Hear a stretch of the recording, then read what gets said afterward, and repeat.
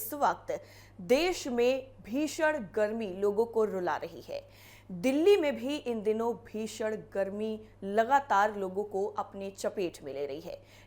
जहां पर ना सिर्फ दिन का तापमान रिकॉर्ड तोड़ रहा है, बल्कि रातें भी अब राहत देने के बजाय लोगों को बुरी तरीके से झुलसा रही हैं।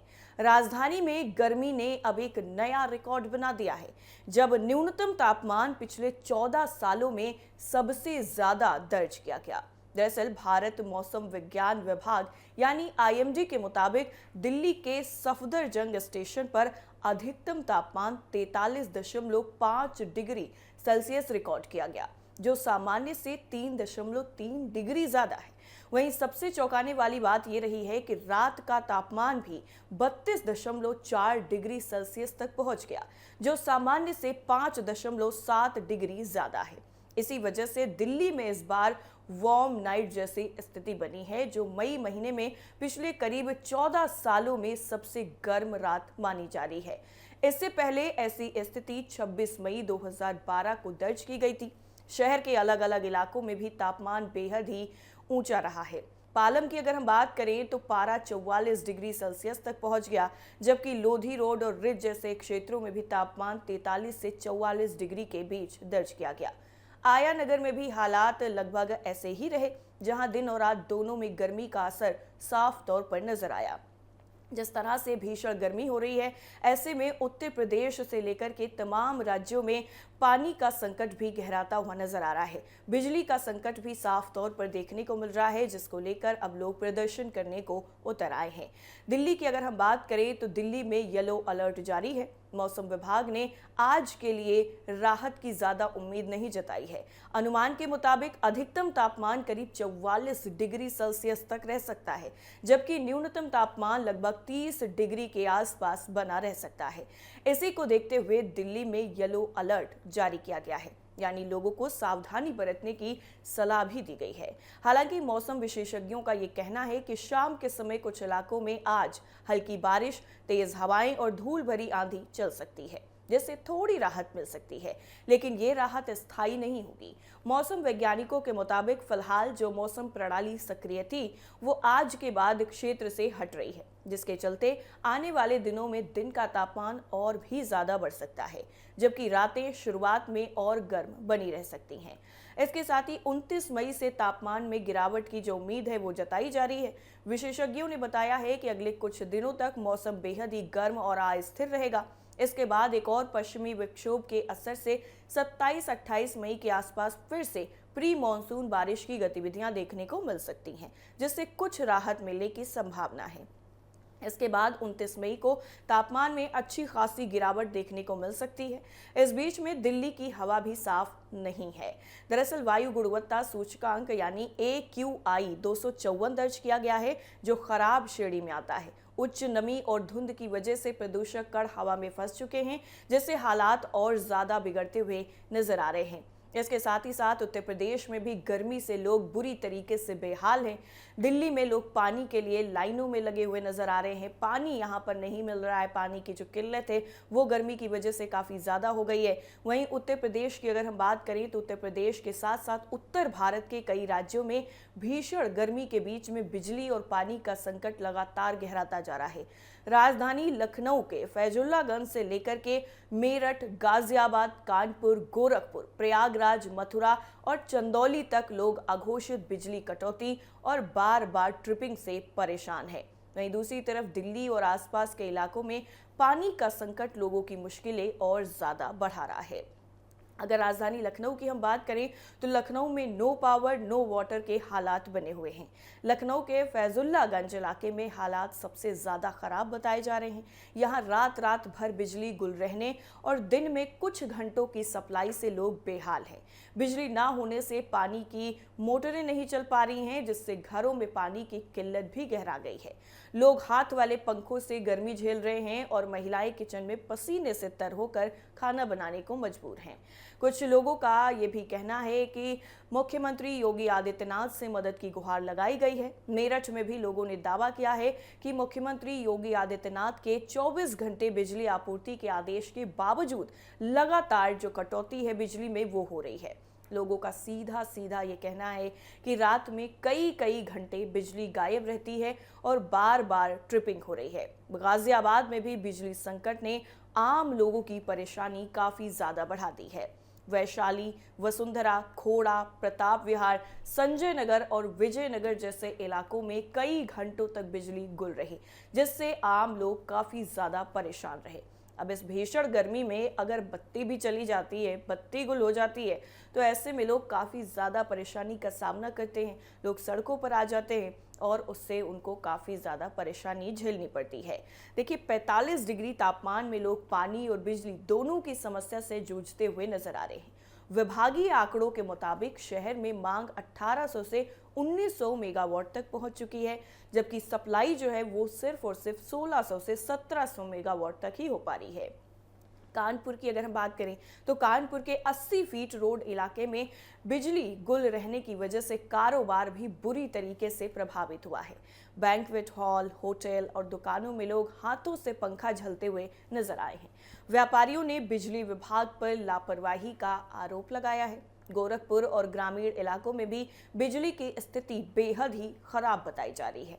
रुद्रपुर और सहजनवा के इलाकों में लोगों ने बताया है कि बिजली की कोई तय टाइमिंग ही नहीं है। जर्जर तार और ओवरलोडिंग की वजह से बार बार सप्लाई बाधित हो रही है। वहीं सहजनवा के जुंडियान गांव में फैक्ट्रियों की राख और गिरते वाटर लेवल से लोग दोहरी मार झेल रहे हैं। चंदौली के ग्रामीण इलाकों में लोगों ने ये कहा है कि उन्हें 17 से 18 घंटे बिजली तो मिल रही है, लेकिन ट्रिपिंग और कटौती की वजह से भीषण गर्मी में हालात और खराब हो रहे हैं।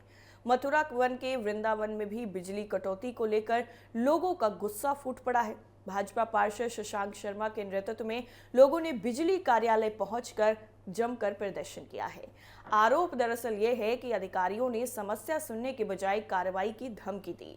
जिस तरीके से ये पूरा मामला हो रहा है, लगातार भीषण गर्मी से लोग परेशान हैं। पूर्वांचल की सबसे बड़ी सराफा मंडी वाराणसी के रेशम कटरा इलाके में बिजली कटौती का असर भी कारोबार पर पड़ रहा है। सोने चांदी की पॉलिश, टंच मशीन और सोल्डिंग मशीन बिजली पर ही निर्भर है और बार बार बिजली जाने से काम काफी ज्यादा प्रभावित हो रहा है और महंगी मशीनों को नुकसान पहुंचने का खतरा भी बढ़ गया है। वहीं कारीगरों का कहना है कि बिजली कटौती की वजह से उनका 30% तक काम प्रभावित हुआ है। इसके साथ ही प्रयागराज में करेली, धूमनगंज, सुलेम सराय और अशोक नगर के साथ साथ कई इलाकों में बिजली कटौती से लोग परेशान हैं। इस तरीके से मौसम विभाग का भी साफ तौर पर यह कहना है कि अभी कोई भी राहत जो है वो मिलती हुई नजर नहीं आ रही है। इस तरीके से लगातार जो है वो अभी भीषण गर्मी का जो प्रकोप है वो देखने को मिल रहा है। देखिए, लगातार जो है भीषण गर्मी का प्रकोप जारी है। इसी बीच में एक बड़ी खबर हम आपको बता रहे हैं। इस वक्त की जो बड़ी खबर है वो सामने आ रही है, क्योंकि इस वक्त अब जो महंगाई है वो भी लोगों को परेशान कर रही है और महंगाई की वजह से अब डबल झटका लगा है। दिल्ली एनसीआर में महंगाई का डबल झटका लगा है। आम आदमी पर एक बार फिर से झटका लगा है।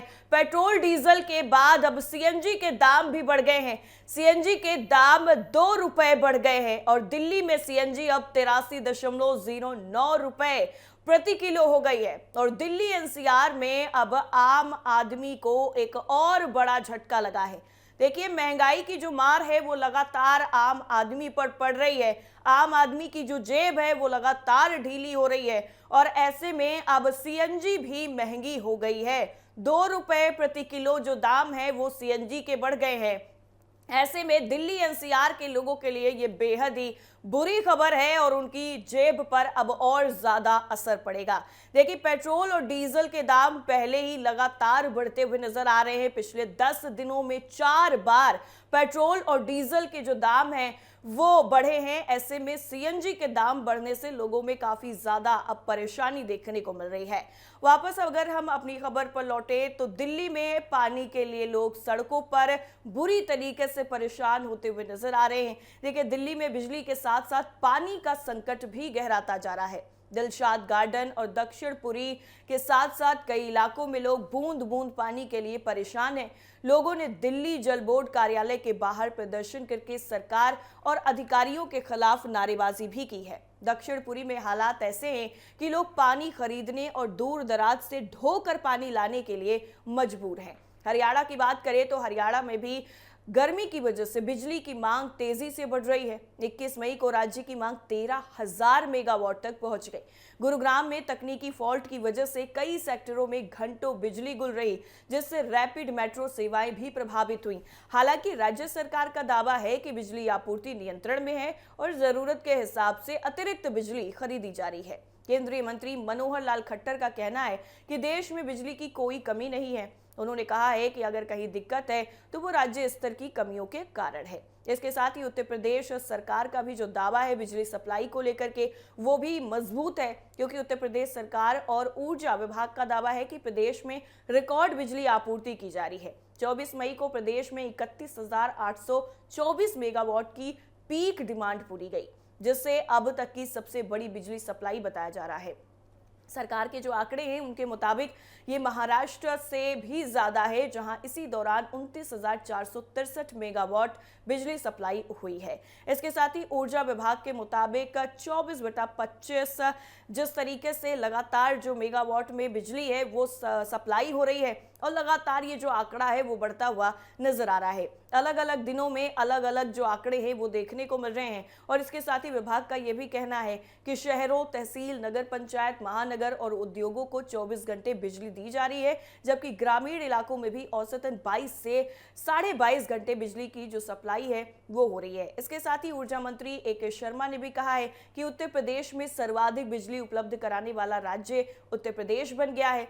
अगर हम राजस्थान की बात करें तो राजस्थान में बिजली और पानी दोनों का संकट गहराता हुआ नजर आ रहा है, जिससे लोग काफी ज्यादा परेशान हैं। अब जिस तरह से भीषण गर्मी लोगों को इस वक्त रुला रही है, ऐसे में बिजली ना होने से, पानी ना होने से लोगों की परेशानी काफी ज्यादा बढ़ गई है। देखिए, बिजली का जो ये ना आने का मामला है वो लगातार अभी चर्चाओं में है। हालांकि सीएम योगी आदित्यनाथ की तरफ से 24 घंटे बिजली सप्लाई करने का जो ऐलान है वो किया गया है, लेकिन उसके बावजूद भी कई इलाकों में बिजली नहीं पहुंच पा रही है।